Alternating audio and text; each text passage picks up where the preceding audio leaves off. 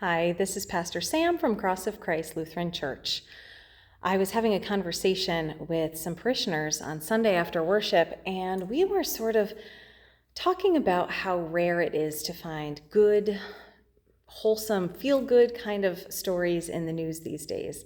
We are so overwhelmed with news stories on the war and the economy and violence and so many things that, while we need to be educated on these things, can also really take a toll on our own bodies as we try to process all of this negativity in the world and make sense of it. So I was thinking maybe it would be a fun thing today to share with you sort of a feel-good story, a story in the news where something positive happened, where someone was kind to another person. And it did take me a little longer than I thought it would to find one of these stories, but if you'll bear with me, I'm going to play news anchor for a moment and share with you one of these stories because it kind of hit me in a good way. So here's a story from Oregon. Eric Akers walked 33 miles to work in Bend, Oregon, after his car broke down. With no transportation and no means to pay for transportation, he began looking for a ride, but he couldn't find one. I needed to get to work no matter what.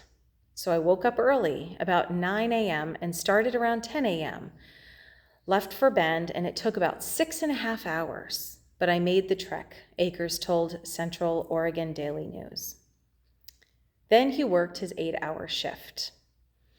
After Central Oregon Daily News told his story, emails started pouring in from people who wanted to give him a hand. Chris Arsenal said he was on a tractor when the story came across his phone. We decided we have more cars than we need, so we wanted to give him this little Honda, Arsenal said. He just handed me the paperwork for the car and told me it was mine, Akers said. The kindness and generosity of the community has been overwhelming.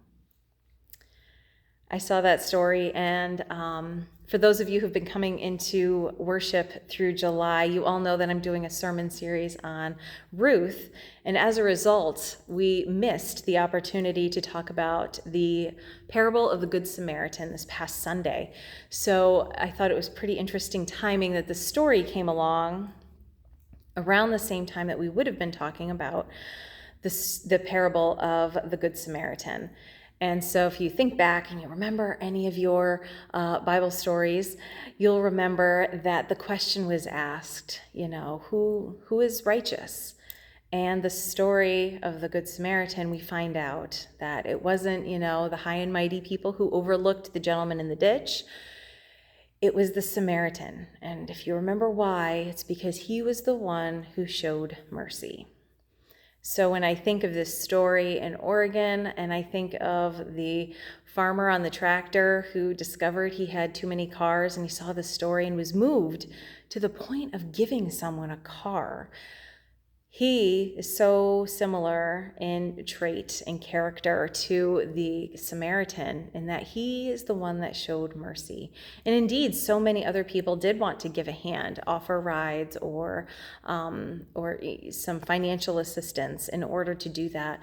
And it just made me think of how tied in our gospel lessons can be for us when we look around. When we see needs that are in the world, we can apply those. We can think about how we are inspired by the Spirit to do that work around us, and also how important it is to share these stories. I think these stories are in our gospel to educate us, but also to give us hope.